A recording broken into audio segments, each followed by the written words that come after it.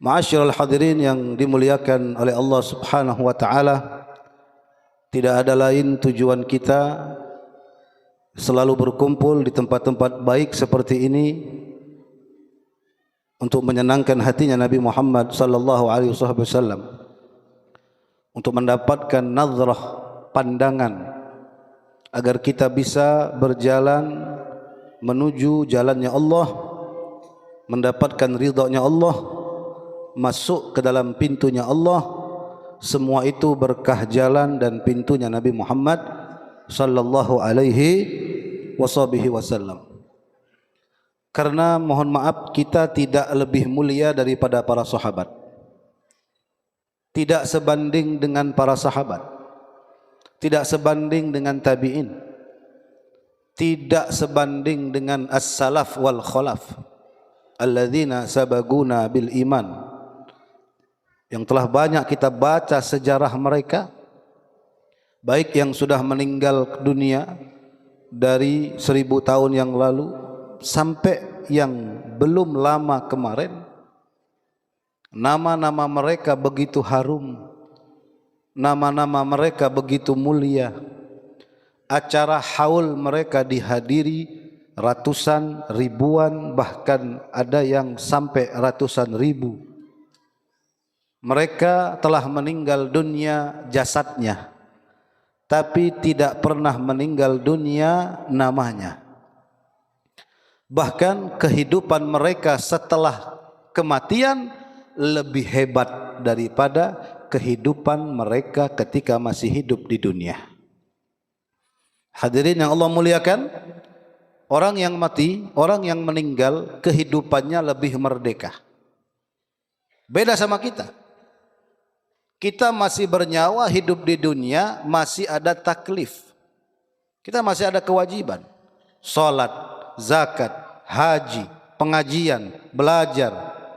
Semua itu tuntutan yang wajib, yang apabila tidak kita kerjakan, kita akan mendapatkan dosa.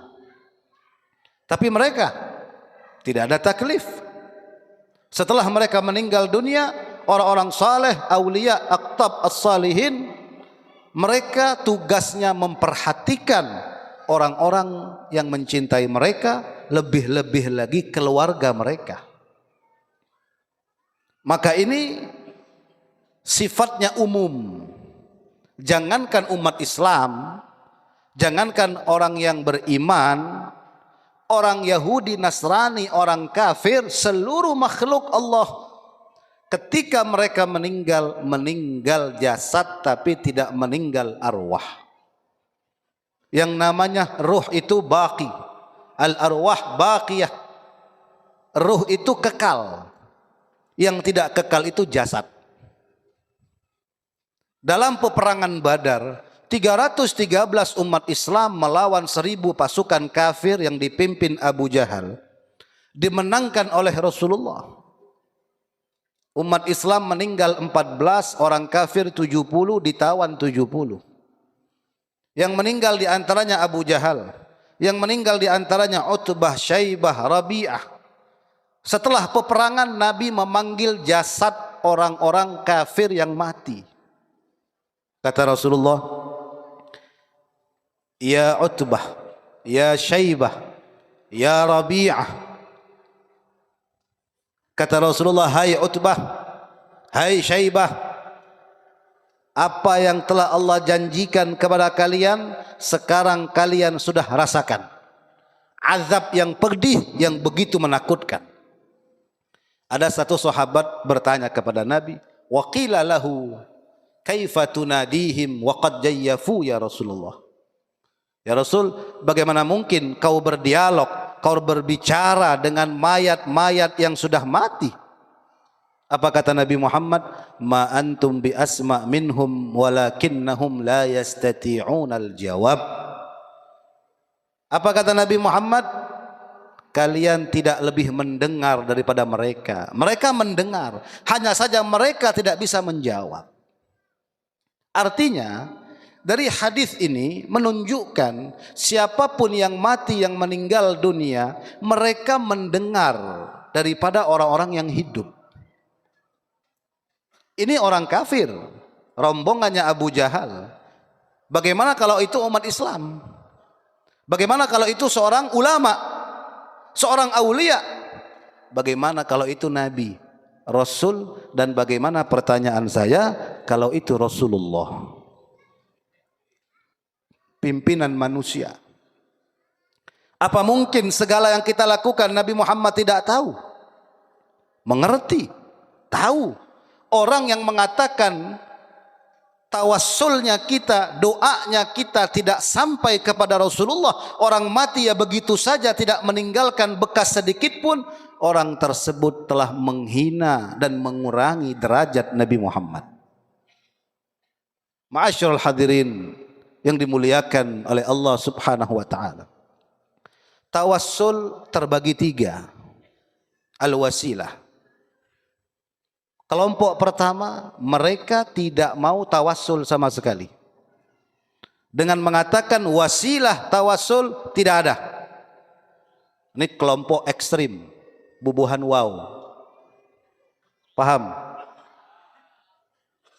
Kelompok kedua, mereka mengatakan tawassul boleh hanya di saat Nabi masih hidup, baik sebelum Nabi hidup atau setelah Nabi meninggal, tidak boleh. Kelompok ketiga, Ahlus Sunnah wal Jamaah, kita semua, amin. Dikatakan kelompok Ahlus Sunnah wal Jamaah mensunnahkan tawassul baik sebelum Nabi lahir, ketika Nabi masih hidup, setelah Nabi wafat. Tiga-tiganya berlaku. Kenapa? Karena tadi Nabi itu tidak pernah meninggal, hanya saja meninggalkan dunia, arwah mereka baqiyah, kekal abadi.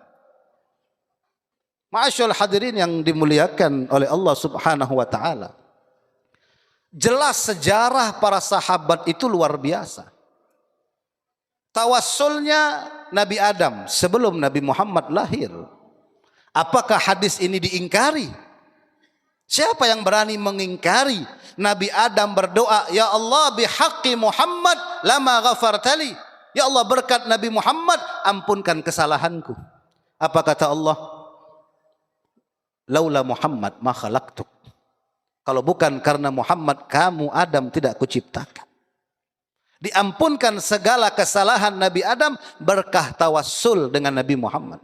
Dari mana kau kenal Muhammad wahai Adam? Bagaimana aku tidak kenal ya Allah? Tertulis di tiang, di pintu, di kubah, di khema, di leher bidadari, di semua sudut surga, la ilaha illallah Muhammadun Rasulullah. Tidak mungkin engkau menggandeng namamu yang mulia kecuali nama itu yang kau gandeng orang yang paling kau cintai ya Allah. Apa kata Allah? Shadaqta ya Adam. Betul engkau wahai Adam. Ini jelas hadisnya. Tawassul sebelum lahirnya Nabi Muhammad. Tawassul berwasilah ketika Nabi Muhammad masih hidup, bukan jelas lagi, banyak hadis sejarah para sahabat-sahabat Nabi Muhammad yang mereka itu tidak pernah langsung datang kepada Allah, tetapi mereka orang-orang cerdas, orang-orang pintar, mereka datang mengadu keluh kesah mereka kepada Allah lewat kekasih Allah Nabi Muhammad. Maka saya katakan kita tidak lebih mulia dari sahabat. Kita tidak lebih pintar dari para sahabat. Kalau ada yang mengatakan tawassul kepada Nabi bid'ah, syirik, minta sama Nabi, ini lebih parah dari Abu Jahal. Jahal murakkab namanya. Ma'asyiral hadirin yang Allah muliakan. Di zaman Nabi Muhammad, ketika Nabi sedang duduk dengan sahabatnya yang bernama Utsman bin Hunayf. Dalam riwayat Utsman bin Hanif. Datang seorang sahabat yang kedua matanya buta. Dia katakan, ya Rasulullah, ud'ullaha li. Nah, lihat kalimat tawassulnya. Jadi kalau orang ngerti tawassul, dia tidak akan mengharamkan, mengkafirkan, mensyirikkan. Tapi kalau orang kurang belajar, ini kada paham. Lihat kalimatnya. Ya Rasulullah, ud'ullaha li. Dia datang kepada Nabi, dia berkata, ya Rasulullah, doakan kepada Allah untuk saya. Berarti tawassul ini minta sama siapa? Sama Allah. Karena tawassul itu ada syarat. Syarat tawassul yang pertama, tidak boleh meyakini orang yang kita tawassuli dia yang mengabulkan. Tidak boleh. Itu syarat tawassul. Yang kedua, bertawassullah dengan orang yang mulia, yang punya kedudukan di sisi Allah. Jadi enggak sembarang tawassul. Dan yang ketiga, laisa lahu amrun lazim. Tawassul itu tidak wajib, sunnah, tapi disyariatkan. Dalam Al-Quran Allah berfirman, wabtaghu ilaihil wasilah. Mendekatlah kalian kepadaku dengan perantara. Berarti kita diperintahkan Allah untuk bertawassul. Yang tidak tawassul langsung kepada Allah, monggo silahkan. Yang bertawassul, monggo, sunnah disyariatkan. Yang salah, ya saling menyalahkan. Itu salah. Maka sahabat ini berkata, doakan kepada Allah untukku, agar Allah kembalikan pandanganku. In syi'ta akhartu wa in syi'ta da'autu.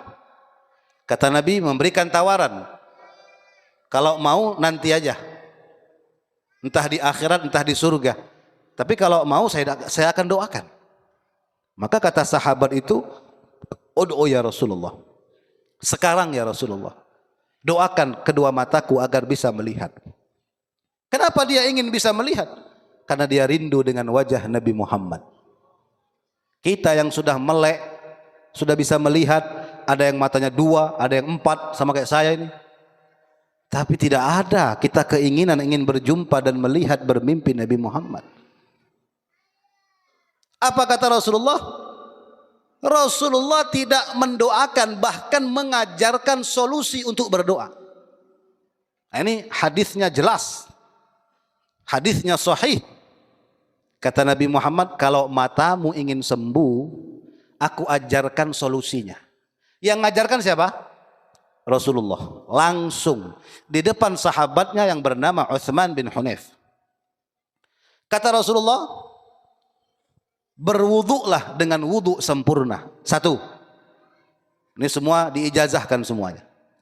Pertama, kalau kita ada hajat, sebagaimana hajat sahabat ini, berwuduklah dengan wuduk sempurna. 1. Wuduk sempurna itu apa, Beb? Wuduk yang wajib plus sunnah-sunnahnya. Itu sempurna.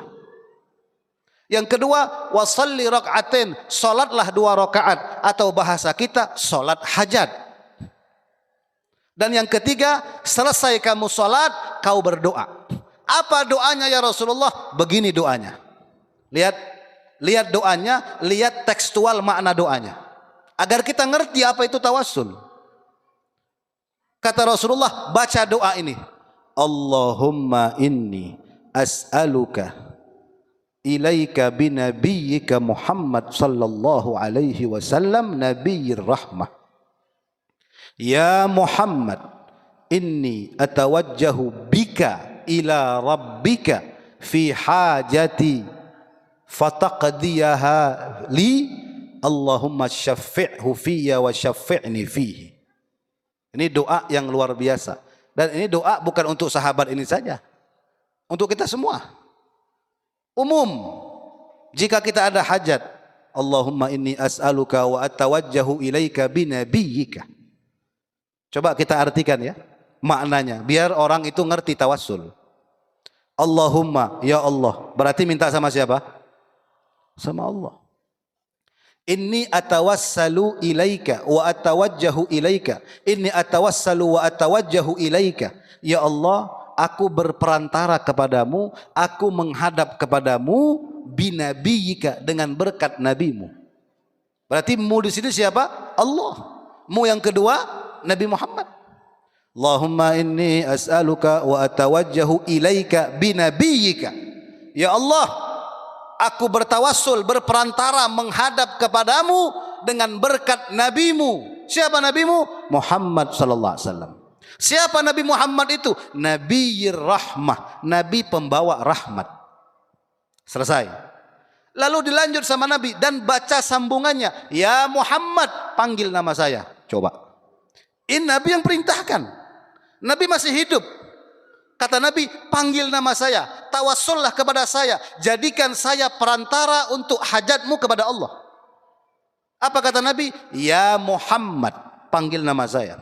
Wahai Nabi Muhammad, inni sesungguhnya aku atawajjahu bika, menghadap kepadamu, ila rabbika, untuk sampainya kepada Tuhanmu yaitu Allah, fi hajati, untuk memenuhi hajatku.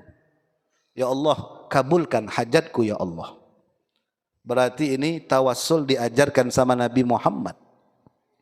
Nabi Muhammad secara tidak langsung mengumumkan kepada umatnya, hei kalian umat, kalau mau sampai kepada Allah ini jalannya, jangan yang lain. Ini doa langsung yang ngajarkan Nabi Muhammad. Maka dia pulang, dia amalkan, dia wudhu, dia sholat, dia baca doa, alhamdulillahi rabbil alamin. Melek itu sahabat, bisa melihat. Langsung dia pergi lagi ke rumah Rasulullah, yang mana Nabi Muhammad masih duduk sama sahabatnya Uthman bin Hunayf. Kata Sayyidina Uthman bin Hunayf, aku menyaksikan ini sahabat belum lama diajarkan Nabi tentang solusinya, belum lama sudah datang. Yang pertama datang buta, yang kedua datang melek. Bisa melihat. Barokah. Yakin. Nah, itu doanya diijazahkan untuk kita semua. Baca doa ini. Ini doa yang sangat luar biasa. Jadikan perantara untuk sampai kepada Allah adalah Nabi Muhammad SAW. Ma'asyiral hadirin yang dimuliakan oleh Allah Subhanahu wa taala. Banyak kalau kita mau ceritakan tentang para sahabat-sahabat Nabi itu bertawassul dengan Nabi ketika Nabi masih hidup, banyak. Bahkan belum Nabi doakan. Seperti Abu Hurairah.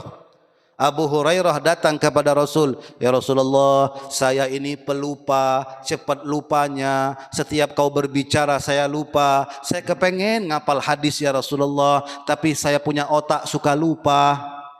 Apa kata Nabi? Ubsud rida'ak. Mana sini sorbanmu. Ini contoh. Diambil sorbannya Nabi, sorbannya Abu Hurairah diambil sama Nabi Muhammad. Ya. Kemudian dibentangkan, diambil, lalu sorban itu dimainkan seperti ini oleh Rasulullah. Ini belum doa hadirin. Ini belum doa. Sorbannya diambil, dibentangkan, lalu diangkat sama Nabi, dianginkan. Kata Rasulullah, ini dipeluk sama Abu Hurairah, sorban yang dipegang. Dipeluk. Setelah itu fama nasitu ba'dahu abada. Aku tidak pernah lupa setelah aku memeluk sorban yang dipegang oleh Nabi Muhammad. Ini belum doa loh. Bagaimana kalau doa? Maka itu hadirin yang dimuliakan oleh Allah Subhanahu wa taala, banyak kalau kita mau ceritakan para sahabat itu tempat pengaduan mereka ketika masih hidupnya Nabi, yaitu adalah Nabi Muhammad. Lalu bagaimana setelah Nabi meninggal dunia? Masih boleh tawasul? Boleh. Sampai sekarang? Jangankan sampai sekarang, sampai kiamat boleh. Bahkan nanti di padang mahsyar di akhirat juga kita tawasul sama Nabi Muhammad. Di zaman khilafah Sayyidina Umar bin Al-Khattab, khalifah yang kedua, terjadi paceklik kemarau panjang. Tidak turun hujan sebagaimana kita sebelumnya. Alhamdulillah sudah hujan terus. Mudahan makmur, hujannya barokah. Tidak mati lagi air. Ngalih benar bekami. Handak arba'in kada bisa mandi, bau ketek, Nabi kada datang. Nah, itu mudah-mudahan berkah air hujan yang barokah selalu kita dimakmurkan oleh Allah Subhanahu wa taala. Ini sahabat Nabi di zaman Sayyidina Umar terjadi paceklik kemarau panjang. Maka Sayyidina Umar ini orang cerdas. Saya ulangi, kita tidak lebih pintar, lebih alim, lebih mulia dari sahabat Nabi. Sayyidina Umar ini mertua Nabi Muhammad, sahabat Nabi yang dijamin surga. Setan aja takut sama beliau. Berapa banyak ayat Al-Quran turun karena beliau. Berarti nggak usah kita ceritakan lagi, begitu hebat maqam kedudukan Sayyidina Umar. Dan saat itu beliau jadi khalifah, presiden. Paceklik kemarau panjang yang harusnya beliau menjadi imam, beliau yang berdoa, tapi beliau berkata di dalam khutbahnya, ya ayuhan nas, wahai masyarakat, iktadu bi Rasulillah sallallahu alaihi wasallam. Ikutlah dengan Nabi Muhammad. Lalu saat itu kan Nabi Muhammad sudah wafat. Bagaimana cara Sayyidina Umar memperingatkan para sahabatnya untuk mengikuti Nabi Muhammad? Sayyidina Umar berkata, "Inna Rasulullah sallallahu alaihi wasallam yara lil Abbas ma yara al walad lil walid." Saat itu pamannya Nabi masih hidup. Siapa namanya? Abbas. Sayyidina Abbas bin Abdul Muttalib, ini saudara ayahnya Nabi Abdullah. Kata Sayyidina Umar dalam khutbahnya, Rasulullah itu memandang pamannya Abbas sebagaimana pandangan seorang anak dengan bapak. Saking dekatnya Nabi dengan Abbas, pamannya Nabi Muhammad. Maka iktadu bi Rasulillah fi ammihil Abbas. Ini perintah presiden loh, wajib. Ikutlah dengan Nabi dengan mengikuti pamannya. Karena Nabi sudah meninggal dunia. Untuk mengikuti Nabi masih bisa enggak? Bisa. Siapa? Pamannya masih ada. Jadikan pamannya sebagai wasilah, tetapi hakikatnya kenapa Abbas dijadikan wasilah? Karena Abbas berkaitan dengan Nabi. Berarti hakikatnya tawasul tetap kepada Nabi. Apa kata Sayyidina Umar? Ud'u ya Abbas. Wattakhadhuhu wasilatan ilallah. Kata Sayyidina Umar, jadikan Abbas sebagai perantara untuk doa kemarau panjang ini agar Allah turunkan hujan. Beliau Sayyidina Abbas, doa wahai Abbas, berdoa. Setelah salat Sayyidina Abbas pun berdoa kepada Allah Subhanahu wa taala. Ahlan wa sahlan. Iklan dulu lah. Sudah lapar kah? Kalau lapar taqabbalallahu minkum, lapar jawab nih. Nyaman Habib baru datang langsung makan. Lanjut. Lanjut atau lanjut? Lupa sudah. Makan terus Andre.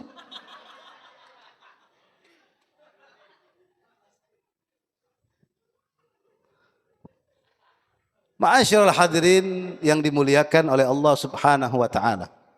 Kata Sayyidina Umar, berdoalah wahai Abbas. Nih lihat, ini doanya juga saya ijazahkan untuk semuanya. Doa Sayyidina Abbas insyaallah kalau diamalkan kabul hajat. Kata Sayyidina Abbas dalam berdoa, ini masih masalah tawassul. Allahumma, ya Allah. Berarti beliau memulai dengan nama, berarti minta sama siapa? Sama Allah. Semua tawassul itu diawali dengan Allahumma. Kalau mereka memahami dengan hati yang bersih. Allahumma Allahumma innahu lam yanzil bala illa bidzambi. Ya Allah, tidaklah kau menurunkan bala kecuali banyaknya dosa. Jadi bala musibah itu diberikan oleh Allah karena tangan-tangannya manusia, karena kita.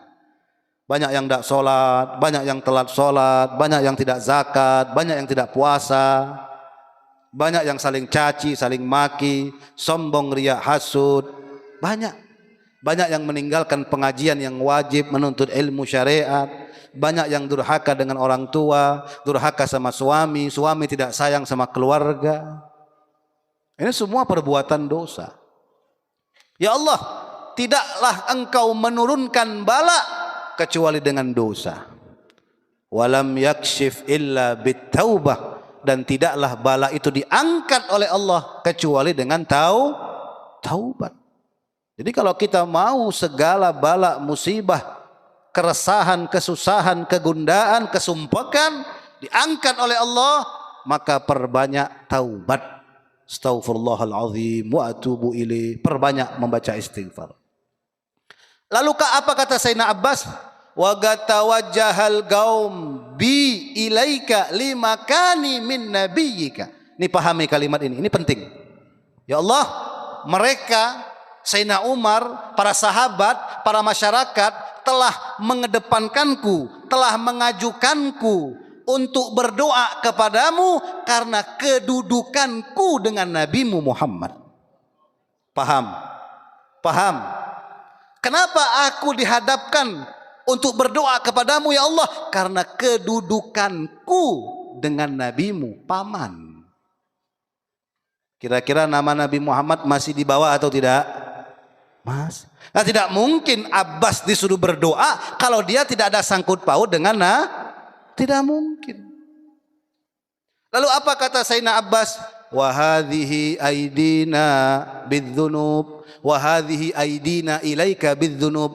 Inilah tangan-tangan kami di hadapanmu dengan membawa dosa. Wa nawasina ilaika bitaubah, dan otak-otak kami pikirannya kepadamu untuk bertaubat kepada Allah. Lalu beliau melanjutkan doanya, lihat ini juga penting digarisbawahi. Fasqinal ghaitha, ya Allah turunkanlah hujan, wahfad Allahumma nabiyyaka fi ammih. Ini doa yang luar biasa. Inilah pemahaman tawassul. Ya Allah turunkan hujan, ya Allah jagalah kehormatan nabimu yang ada di dalam pamannya.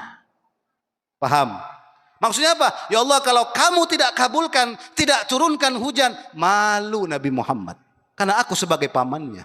Jagalah kehormatan nabimu yang berada di pamannya. Belum beliau selesai menurunkan tangannya, sudah hitam gelap gulita, hujan lebat, hujan barokah.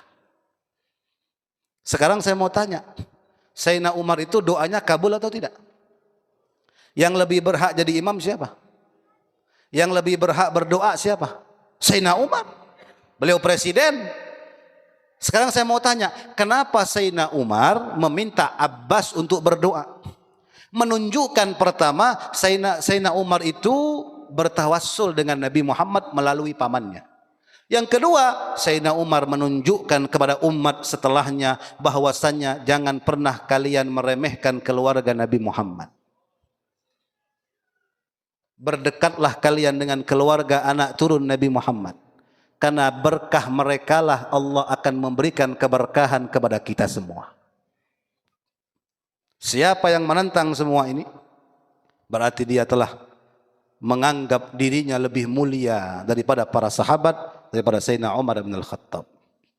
Hadirin yang Allah muliakan, di Madinah paceklik kemarau panjang. Datang para sahabat kepada Sayyidatuna Aisyah. Siti Aisyah siapa? Istri Nabi Muhammad, istri tercinta, doanya mustajab. Paling banyak meriwayatkan hadis nomor 2 setelah Abu Hurairah. Siti Aisyah salihah, ustazah, da'iyah. Datang para beberapa sahabat mengeluhkan kemarau panjang tidak lama turun, tidak kunjung hujan.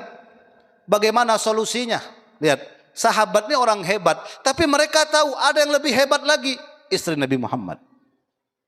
Apapun yang berkaitan dengan Nabi, mereka datangi. Mereka berkata, wahai istri Nabi Aisyah, apa solusi Allah turunkan hujan? Lihat, beliau ngasih solusi mungkin tidak masuk akal.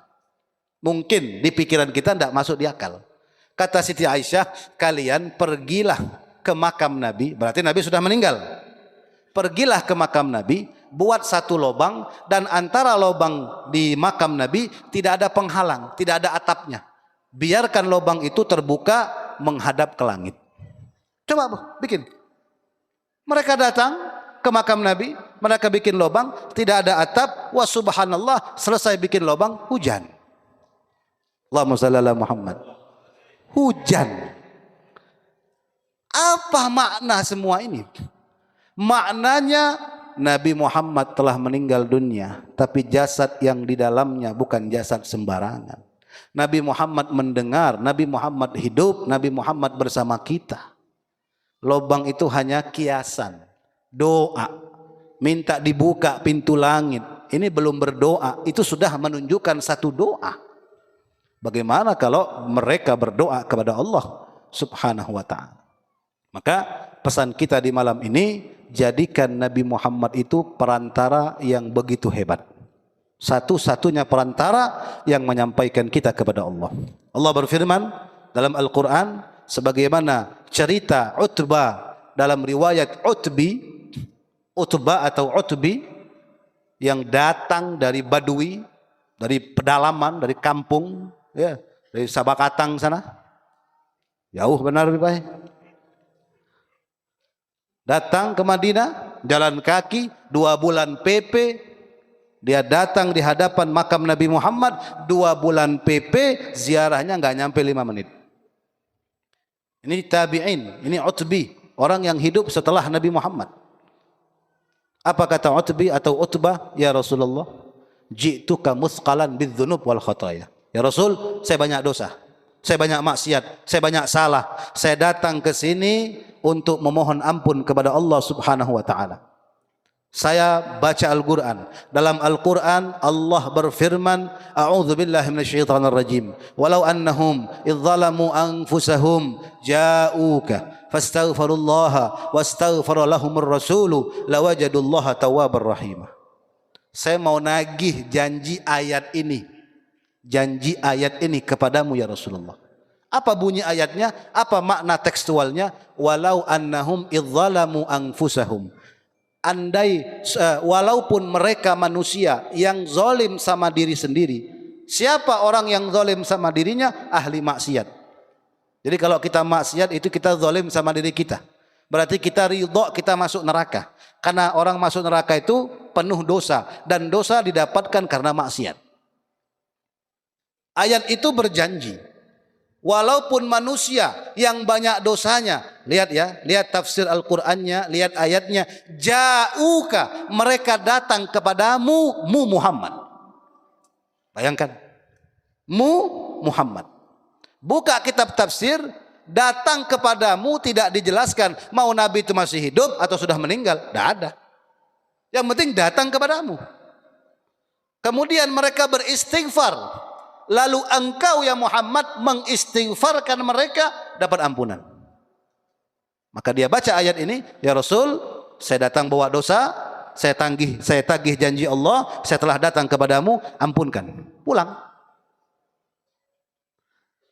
Subhanallah, si Utbah atau si Utbi ini, penjaga makam Nabi Muhammad, didatangi oleh Rasulullah. Ilhaq al-a'rab wa akhbirhu bi anna Allah qad ghafaralah. Susul itu Arab, susul itu Badui. Katakan dosanya bersih seperti bayi baru lahir. Allahumma sholli ala Muhammad. Sudah diampunkan sama Allah. Berkah apa? Berkah datang kepadaku. Maka semuanya setiap maulid, setiap malam sampai penutupan nanti, atau majelis-majelis berikutnya, pengajian-pengajian berikutnya, maulid-maulid berikutnya, sampai akhir hayat kita, niatkan kita datang kepada Allah melalui datang kita ke tempat-tempat yang di situ dihadiri Nabi Muhammad. Maka segala hajat dunia akhirat kita dimudahkan oleh Allah Subhanahu wa ta'ala. Rabbi fanfa'na bi barakatihim wahdina al-husna bi hurmatihim wa amitna fi tariqatihim wa mu'afatin minal fitani ya Rabbi bihim wa bi alihim ya'ajjil bin nasr bil faraji wa sallallahu ala sayyidil mursalin walhamdulillahi rabbil